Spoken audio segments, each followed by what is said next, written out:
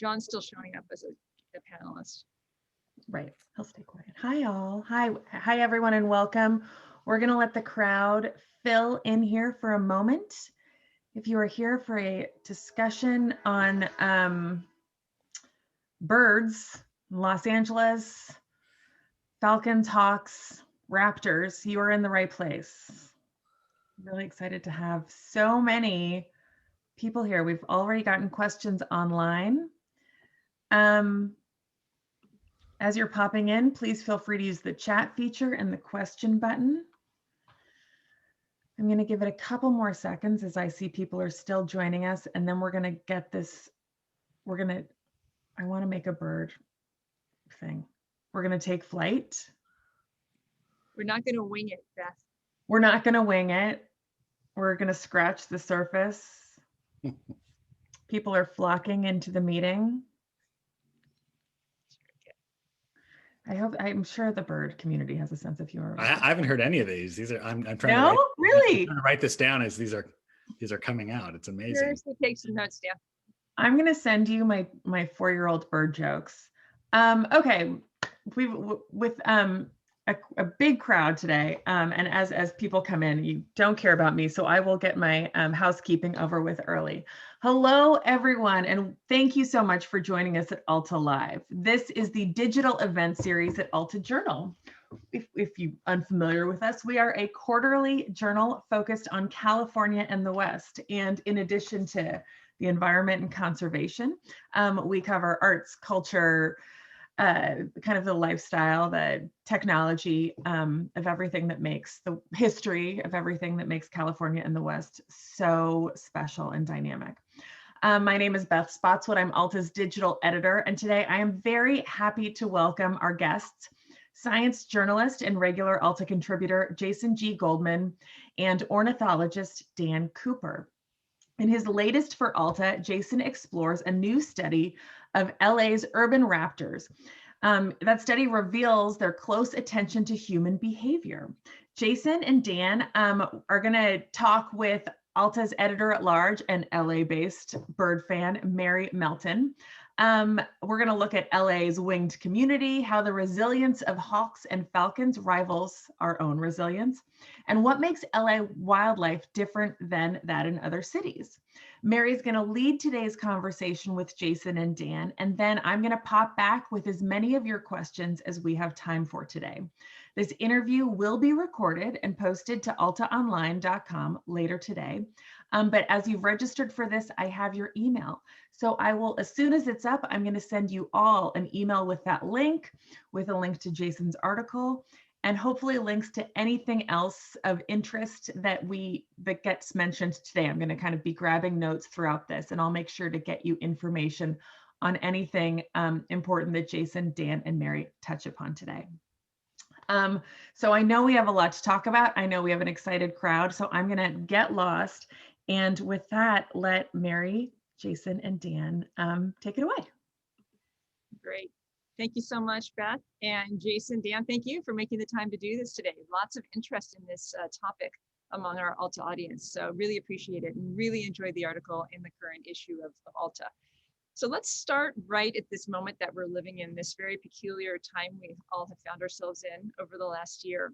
More than most humans probably alive, you both have made careers of and spend much of your time studying wildlife, studying the behavior of animals. And I'm just so curious, over this last year, humans have definitely behaved in some surprising and different ways.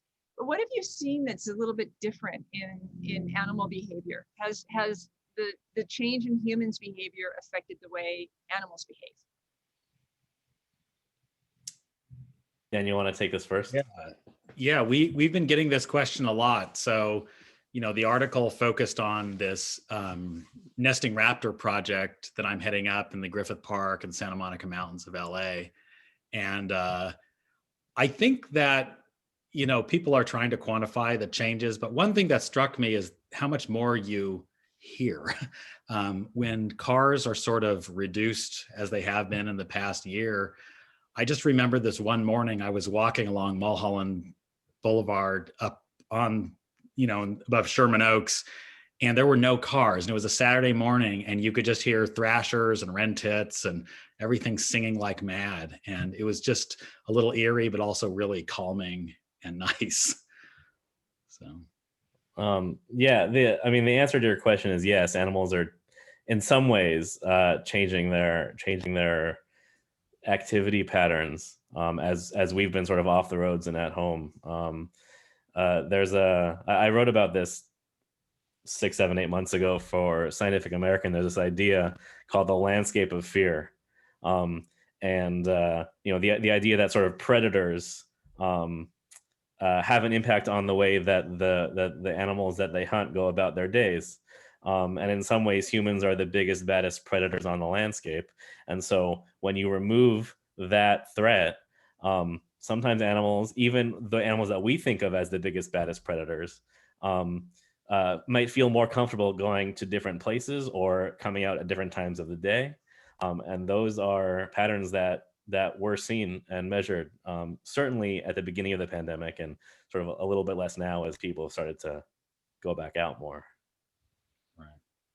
Yeah, as you're saying people going out more, do you think that then that'll have the reverse effect, that like some of those larger predators are going to retreat some more, or do you think that there's some adaptive behavior that may have taken place here? I mean that's a good question. I think it's a question that scientists are working on answering. They've termed some researchers have termed this sort of phase the anthropause, and there are a lot of people out there, trying to collate all of their different kinds of data, camera trap data. There are hundreds of animals out there moving around with GPS collars already attached to them. And researchers are now working on putting that data together to see what happened when we all started staying home, and then what's happening now as we're starting to go back out. And I think you're going to get a mix.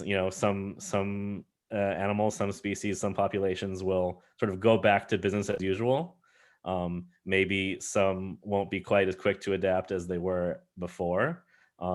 Hopefully humans are going to notice the way that wildlife has responded to us and maybe change some of our behaviors. Mm-hmm. Yeah, I want to definitely get into that more in the conversation. Dan, for anyone who maybe hasn't read the story yet, can you frame up what your project is, what the subject was of Jason's story? Sure. The project is really to map and monitor, using volunteers, all of the nesting hawks and owls and falcons in the LA area. We started in Griffith Park about 5 years ago. And through our network of volunteers, we've identified about 300 nest sites of hawks. And we've asked people to visit their nest once a week and just let us know what they're seeing. Like, are they sitting on eggs? Are they feeding young? And just through this research, we've just learned a lot about how hawks sort of partition out our city and what habitats they use, and where they are and what species are there and what species are gone. So as nature sort of keeps chugging along, we're just learning a lot as we go. So two parts to this question to follow up on that. How hard is it to do this kind of research in a city like Los Angeles, where the majority of property is private, right? Like you can't necessarily wander into someone's backyard and look for something. Like how much do you find in research now that you're relying more on citizen science? Yeah, we're getting a lot of people just sending us notes like, oh, there's a red-tailed hawk that perches outside my window every morning. Want to come look?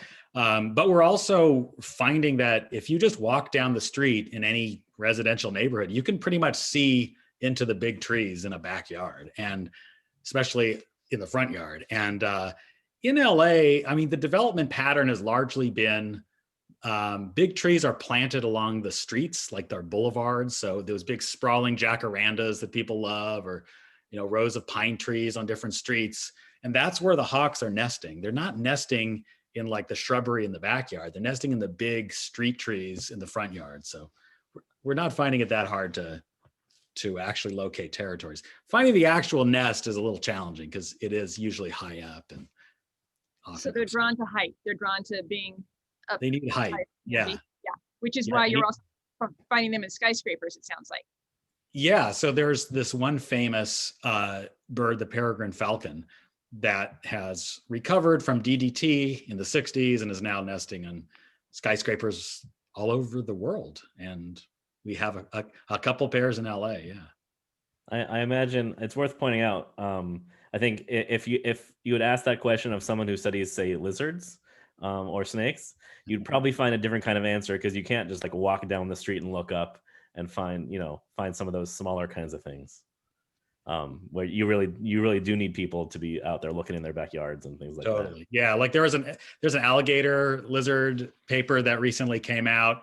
And yeah, that really depends on people just turning over boards in their yards. And we're really not going to do that. So we're mostly, yeah. Do you like it, Dan, when you get that call from someone who says, I've got a red-tailed hawk in my backyard? Like, what do you do with that? First of all, where do they go with that information? Who do they call? What's the red hawk? What's the red hawk hotline? And, yeah, the red tail hotline, of course. Well, we're going to put that number in chat. Okay, great. No, they call usually the Audubon Society. We have Audubon chapters all over the country. So people still think, birds, Audubon. And so Audubon folks will often just send me their emails and calls. People just email now. No one calls. Just going to pick up the phone. Well, you say something just now, Dan, that reminds me of a quote in your story that I really loved, where you were talking about hawk poop, and because you knew we were going to get to the poop question pretty fast in a bird watching talk, and you say how once you started noticing this chalky poop in certain areas, that was a way to mark like where there would probably be a nest and activity, and you have this quote of it makes you wonder what else are you missing. And that of course made me wonder, well, what am I missing? And as like a non-professional bird watcher, what should be the things that we are looking for in our daily walks? And Jason, I'm interested in your perspective on this as well, because that's not just for birds, but just what are signs that we've got activity around us? Because obviously we do. Yeah, absolutely. And I'll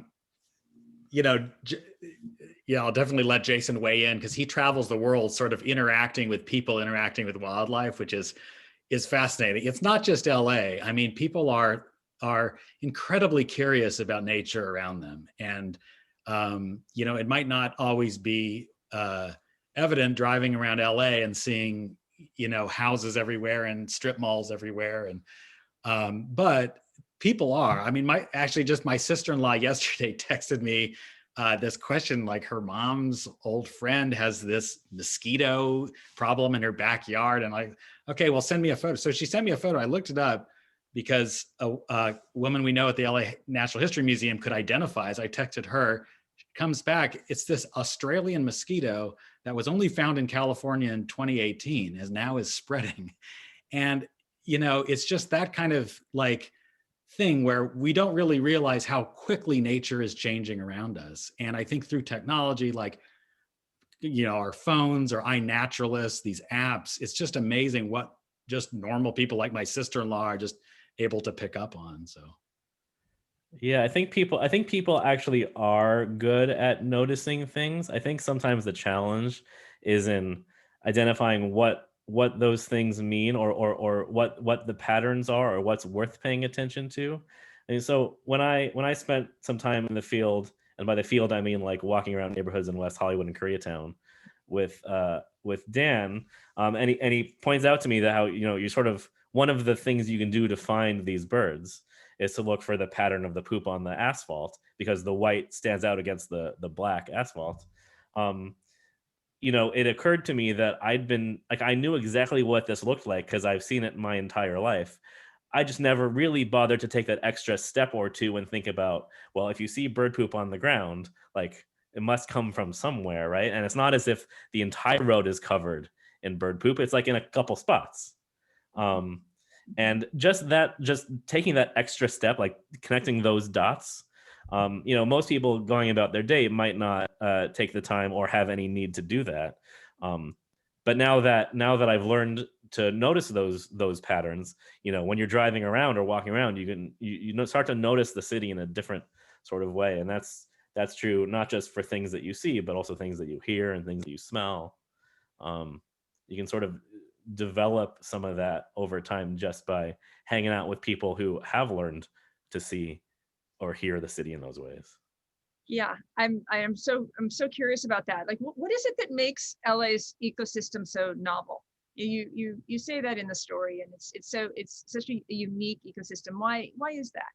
So we're Southern California in general, but certainly LA County. We're part of a region, a biodiversity hotspot called the California Floristic Province. And in order to qualify as a biodiversity hotspot, you need two things. You need a high degree of biological endemism, which means species that are found here and nowhere else. So wildlife that is unique to this place. And you need a high level of habitat loss. So high diversity, but also high threat. And the California Floristic Province rates more or less on par, when you sort of put those two metrics together, rates sort of on par with places that we tend to think of when we think of biodiversity, like the tropical Andes or Madagascar. And yet we have a mega city of more than 10 million people living right in the middle of it. We're one of only 2 cities of that size in the world that big cats have made a home in, right? We have mountain lions, and Mumbai has urban leopards. By some metrics, LA County might be considered the birdiest county in the United States. We have, when you include the residents and the migratory birds that come through. And that's in part because we live along an important migratory pathway called the Pacific Flyway. There's just so many different habitat niches that animals can find in a place like this. Yeah, and also if you think about how LA is put together, right? You have the LA basin, and then you have the coast, which is sort of a different environment, and then within just a couple miles of downtown, you have mountains, and these mountains extend a mile up, and you have different life zones going up along the way. California is isolated from the rest of the country by a desert, so all of our species and subspecies evolved in isolation from the rest of the country in a lot of cases. So, there are just a lot of things coming together. We also don't have deep freezes in the winter, and so that limits a lot of species diversity. And as Jason said, it's like it is a place of superlatives, but also a place where there are millions of people trying to make a living and sort of putting pressure on all this diversity. And it's not unique in the world. I mean, you look at like Rio de Janeiro is a very similar case where you have probably twice the number of resident bird species in the rainforest as we have in our temperate forests here, at least. And tons of endemism, things found nowhere else, and yet it has millions of people right there in Rio. So this is just something we're going to have to grapple with, just as a planet, really.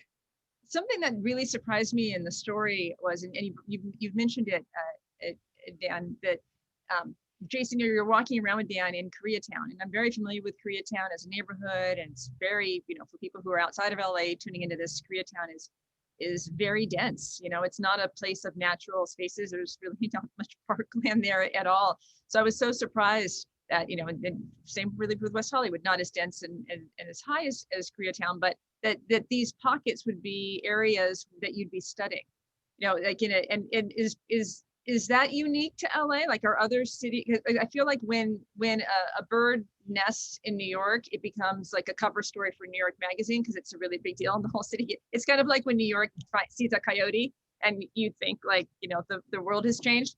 And I always think, well, we're a lot tougher than that out here.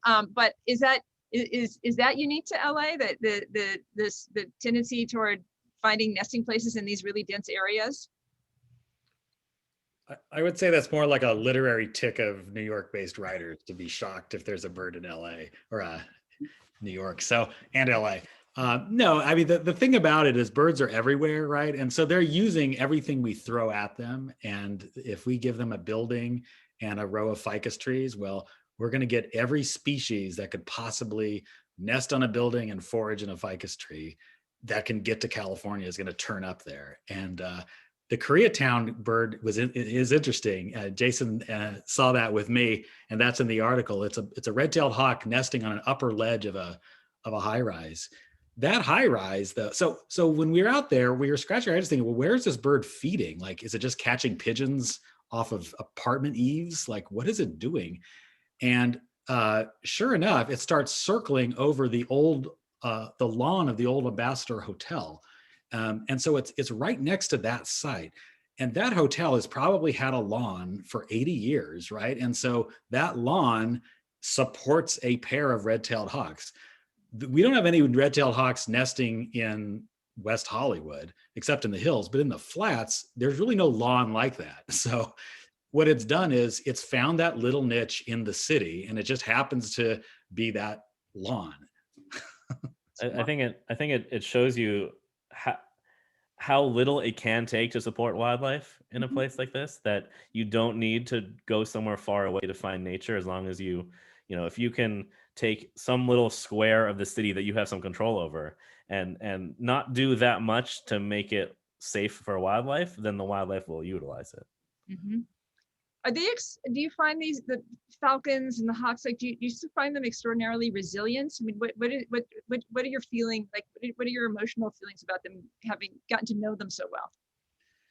Boy, I think they are. I mean, especially the Cooper's hawk, which is our most urban raptor, right? So the Cooper's hawk will nest in oaks in the hills, Franklin Canyon, what have you, but it will also nest in a calorie pair in Studio City next to the 101 170 interchange, and seemingly feel no ill effects.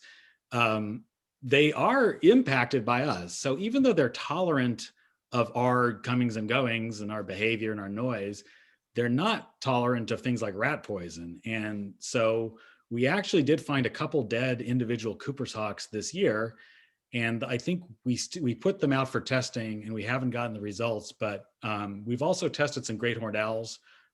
Friends of Griffith Park has, and those have come back positive for rat poison. So I think that it may be something of an illusion that they're tough, but it's not altogether wrong. It's just that they're trying to survive, with what we throw at them. Yeah, that's based really on anecdotal evidence, and just on my part. It just seems like so many more people who are become interested in birds in the last year, especially. I feel like among my friends, like, it's just something that we just talk about more and send each other pictures. So I always really want to know, like, what can we do to be better friends to birds?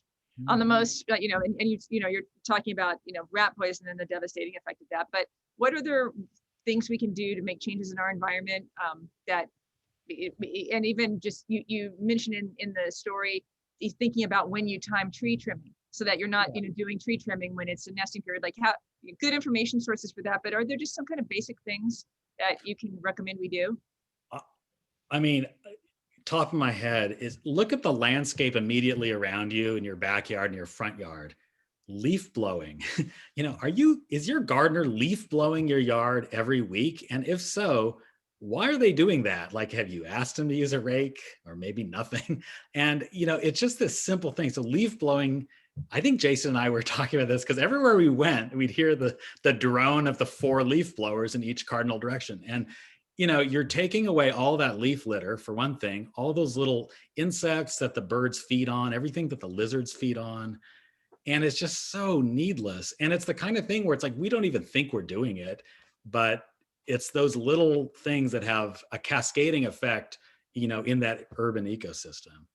Yeah, I've got 2 things that come to mind in addition to that. And the first one, and these things don't just help birds; they'll help all kinds of stuff. But the first one is the backyard cats. They're such prolific killers. And I'm not anti-cat. Have a cat, but keep it inside. If that's what you're going to choose to do, and if you've got pets outside, including dogs, don't leave their food available outside, because then you're potentially supporting the feral cats in your neighborhood, and they can do just fine without the extra food that you're giving them. So that's number one. And number two is when it comes time to thinking about how you landscape your lawn, is it's one thing to plant native species. It's one thing to make sure you have plants as opposed to, let's say, rocks. But like, instead of just thinking about habitat, think about habitat complexity, which means thinking in the vertical dimension as well as in the horizontal dimension. There are species that prefer, like those raptors, there are species that prefer the tree canopies, and there's other species that prefer the mid-story or the base of the tree, or a shrub and not a tree. And if you have a mix of those things, then you can support a much wider wildlife community.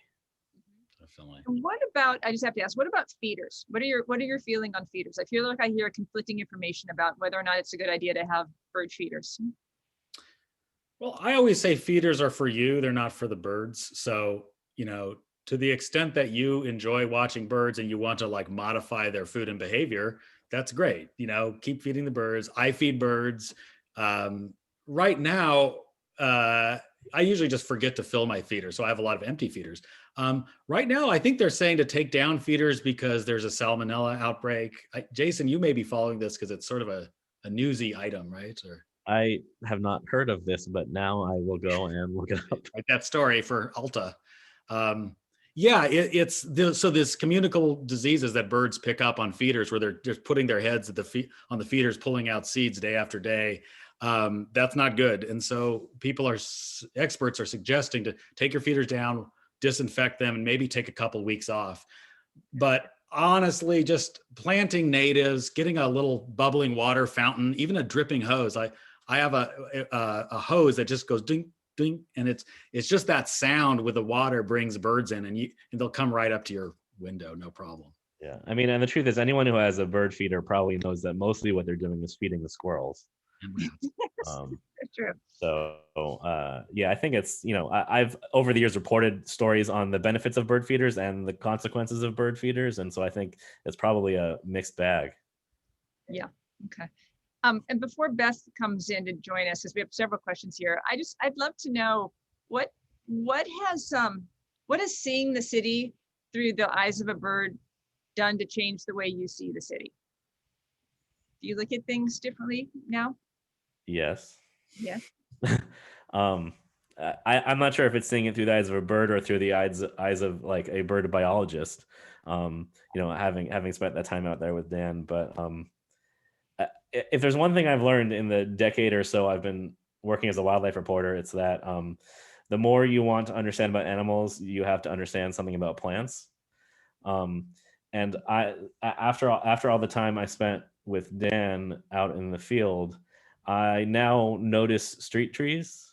I think obviously not that I was unaware of them before, but it's sort of like a foreground background kind of a thing. They're part of the substrate, they're part of the background, they're there, but you don't really notice them like as individual organisms. And I've started to do that. And I think I can now reasonably identify a handful of our most common species and where they're from, which is always every time I can learn a little bit of new like identification skills on a story, it's a good thing. Yeah. How about you, Dan? Yeah, for me, I mean, I grew up interested in birds, so it's like I've always kind of been thinking about like a bird perspective, for better or for worse.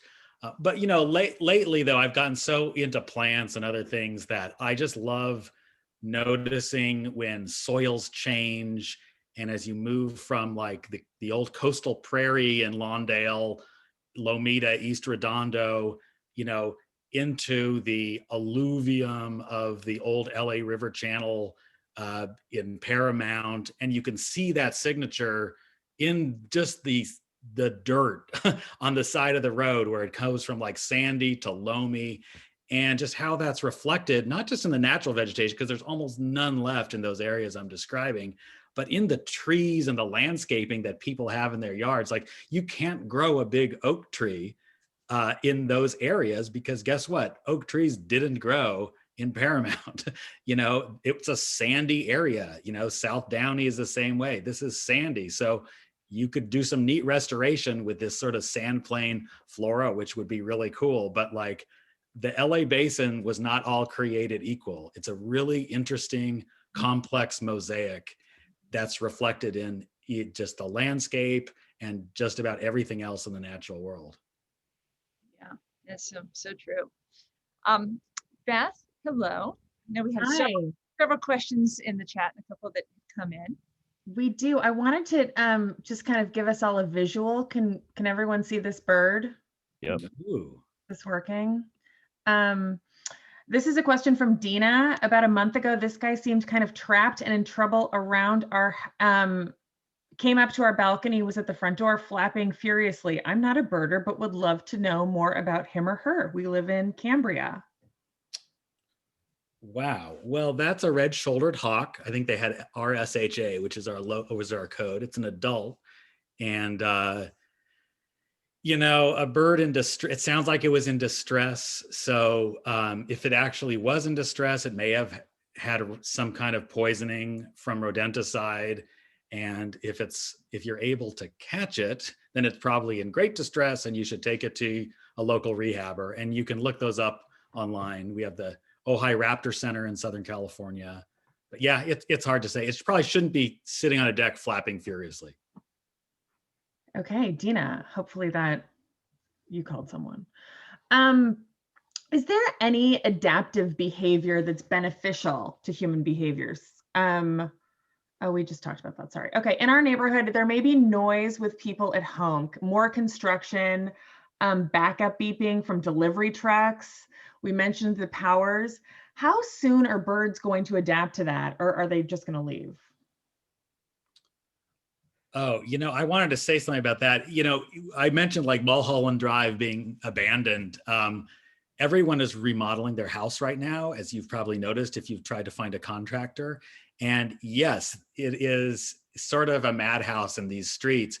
Also, our natural areas are getting swamped by people. So, while we can and should speculate on how animals are changing their behavior, in some areas, especially hiking trails around LA, they're seeing a much greater human use, and at all hours of the day. On our wildlife cameras, we're picking up hikers at 3, 4 in the morning. So, I think wildlife is going to do its best, but I don't know. Jason, do you have thoughts on adaptation?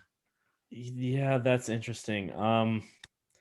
I mean, my first inclination is, we might think that there's more of that happening, but like if you actually looked at the data, are there like more delivery trucks on the ground? Probably not. Yeah. Absolutely the point you make about human use of like human recreation and what we think of as these more natural areas, I think is important to think about. Obviously, humans are a part of those ecosystems. We shouldn't think of ourselves as superimposed onto them. But when we're out there, we should think about how loud we're being, and certainly what we're leaving or hopefully not leaving behind. Oh yeah, and with nesting season coming up, someone may ask about baby birds. They'll start finding baby birds in the next couple of weeks, and it's just as good as opportunity as any just to say like try to leave stuff alone. If you see a bird looking at you, it's probably annoyed with you and you should probably like walk the other way. I mean, a lot of this stuff you kind of know in your gut because this is just how we evolved. We're just part of nature and we kind of know this instinctively. So just sort of listen to your instincts when it comes to wildlife, I would say. Yeah. If you want to be out there taking photos, rather than getting closer to the animal to get a good photo, I've seen this so many times, invest in a good zoom lens and stay really far away. We're going a little over. I hope this is okay with everyone. We have a huge crowd and a ton of questions. This comes from Lisa, and it's really interesting. In New York City, bird Twitter has become as controversial as park goers and walkers come upon owls and rare ducks. And I think we all remember the Central Park. It was a Mandarin drama. duck, I think. And kind of racial profile of this like horrible incident. I thought you meant that. duck. Yeah, Dan and I both were on the Mandarin duck. It's just thinking Mandarin. How do you feel about increased observers? And Mary was talking about how she's kind of grown interested in birds, bird watching, interest in birds. Has something that seems to have really increased. And just from the chat here, there's a lot of amateur experts and enthusiasm for this, and it seems to be growing. Yeah. It is. It is. How do you And feel about that as long as we're all respectful? yeah, I mean, I'm a reviewer for eBird for my county. And one thing that's concerned me about eBird, so that's a platform, it's sort of a community science thing, but you also get alerts sent to your phone whenever anyone uploads something rare, enters something rare. And that in turn, I think works on our psychology in sort of a nefarious way that we see like, oh, someone saw a tropical kingbird. I better go run and see this tropical kingbird. And I mean, that's okay if it's a bird that's just sort of like lost its way and just sitting out there, like the mandarin duck in New York City that escaped from some collection and is sitting in a lake, and like 1,000 people photographing that duck isn't going to move the needle on conservation. But if someone sees a rare owl, that's the last nesting place of the owl within driving distance of LA, and it's just blasting that information with photos, I think that does affect our psychology in ways that we don't quite understand right now. And we should just be very cognizant that it's having that effect, and that we should probably try to fight it. I also am a moderator on Birding California on Facebook, and we have a rule that we're just going to not let people upload the same photo of the same individual bird week after week. And this was happening with a bald eagle up in Milpitas, and this was happening with some burrowing owls out in San Bernardino County. And so we just kind of lay down the law, and just 1 week of photos of this guy is enough. Okay. But I think it's a good thing. People getting interested in nature, like the way you phrase the question, like the where you added the if they are respectful, like that's the key. People being interested in nature, I think, is a unambiguously good thing.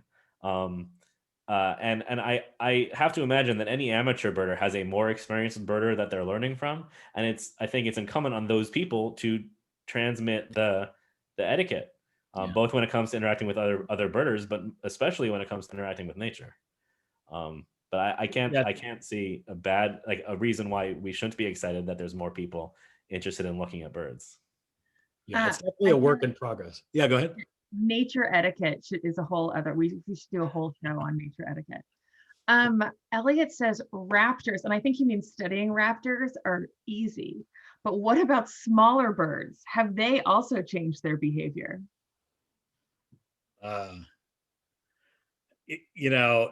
This thing has only been happening for a year. I mean, it has been happening for a year, but it's only been happening for one breeding season. So, one swallow does not a spring make or something. So I don't know. I think the jury's still out. Let's wait for the data to roll in, and then we can see. I'm curious, Beth, though, just on top of that, are small birds stressed out all the time? Because in your story, you talk about how basically the big birds are just constantly staring them down and ready to Sharknado them out of the sky and eat them. So I'm just curious about their stress levels. I mean, but here's the thing: they evolved for those threats. We're the threat they didn't evolve for. But the smaller birds certainly evolved to anticipate the raptor coming out of the sky. Okay, as we talk, speaking of raptors coming out of the sky, we've gotten a couple of questions about raptor attacks. Julius was walking with a small dog yesterday, noticing a big hawk on a tall redwood tree. Is there any chance that a raptor is going to swoop down and grab the dog, a la a monkey in The Wizard of Oz? Is that where that comes from? Well, that's what I'm envisioning, or like a Jurassic Park style thing. But will raptors by chance swoop down onto a small dog? I have never heard of a bird taking a dog. And I've posited that on chat rooms and fora, and no one has gotten evidence. Jason, does this ever happen? Certainly not the ones we have here. You can imagine if somehow a harpy eagle got translocated to Los Angeles, keep your dogs inside, because those guys take out monkeys and sloths. Right. But the ones that we have here, I've never heard. We do have, this is a whole other show, but we do have a sort of an outsized fear of our little dogs meeting with an untimely end, as we do with our children. So I would kind of put that in the category of let's kind of keep a reasonable fear as we go about our daily life. But No, I don't think that birds represent a big threat to dogs. Certainly cars. There are a lot of other things that I would worry about. Jason wrote about coyotes. Eating Coyotes. Okay. These questions are so good and fun. I'm going to keep asking them if that's okay with everyone. Do you ever notice a change in the color of bird poop when different berries and fruits are maturing? Do you want me to take this, Jason? I have. I think this is a classic Dan question.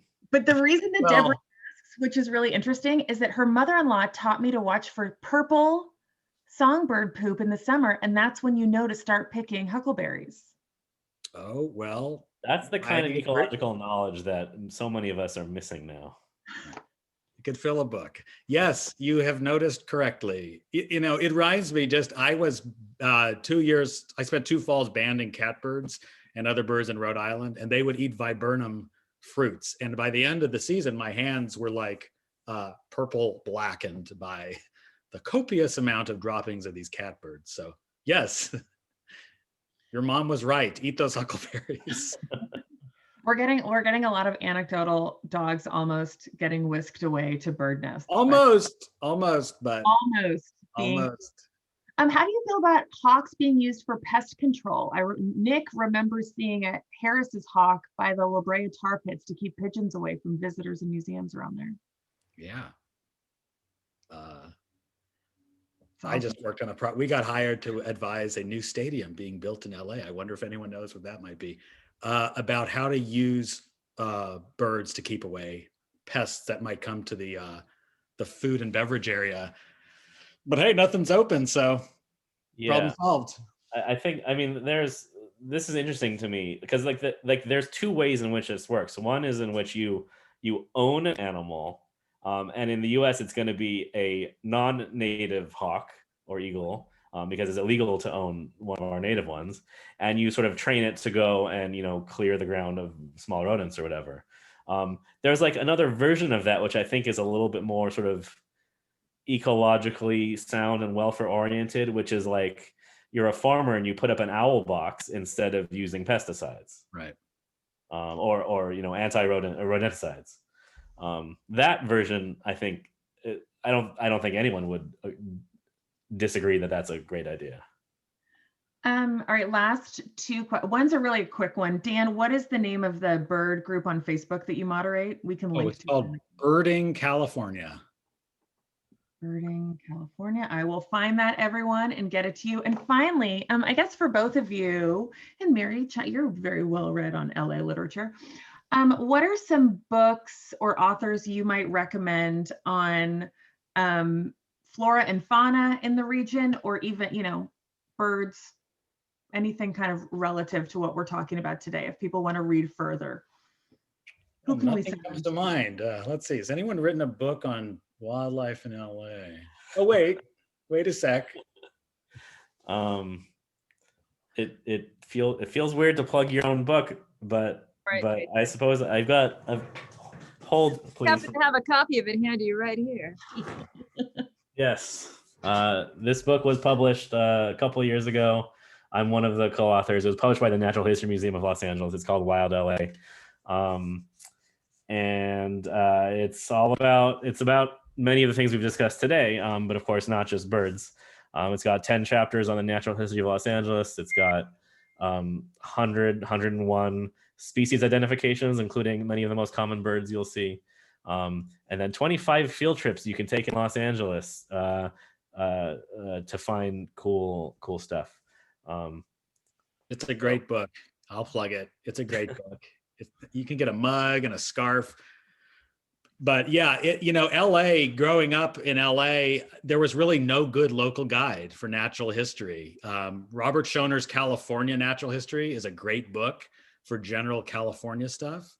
I think I've read that thing cover to cover. The other one I use is Southern California. Yeah, Birds of Los Angeles region. That's a good one. By Kimball Garrett, who is the bird curator at the Natural History Museum. So this is sometimes when I go out, I take this with me. It's a little bit more pocket size than some of the other field guides I've got. Do you have Insects of the Los Angeles Basin? Is a good one. I was just in my office and I moved to the living room, but Not only do I have an old edition of Insects of Los you, Angeles, but I found it at a used bookstore in Boulder, Colorado. oh, That. score. Untwist. And I know, Dan, I think you mentioned it, but iNaturalist has definitely been something that's been eye-opening for me, that a much more advanced bird watcher recommended to me and just said use for leaves and, animals, insects, spiders, everything. It's What's it called, Mary? iNaturalist, which we'll link for everyone too when we send our Yeah, this is an app, and I actually started a project called the Los Angeles City Biodiversity Project within iNaturalist. So when you upload a photo of anything from LA, I'll see it and kind of like curate it and help you identify it. Yeah, it's a fantastic app. Yeah. And Jerry tells us, Dan, you're going to be writing a book on differential identification of hawks and owls based on their whitewash. Yes, I have. It's a bidding war at the moment. Great. Well, with that was we're well past our time limit today. So again, I am so grateful to Jason, Dan, and of course my fabulous colleague Mary for today's conversation. Join us next week. We're gonna stay in Southern California. I will be chatting with William Deverell, a historian and Alta contributor. He's the director of the Huntington USC Institute on California and the West. And we're going to be talking about his new book, Kathy Fiscus. It's about a three-year-old girl who fell down a well in 1949 and kind of changed the way we look at live TV in the process. It's a wonderful book and a really sad but haunting story. So we'll be talking about that next week, right here, March 3rd, 12:30 at Alta Online. Again, this will all be up later today. I'm going to shoot you all an email. Thank you so much for coming. Thank you again, Jason, Dan, and Mary. And everyone, on behalf of everyone at Alta, stay safe, take care, have fun. Thanks. Bye, everyone. Dan, Bye. thank you. Bye.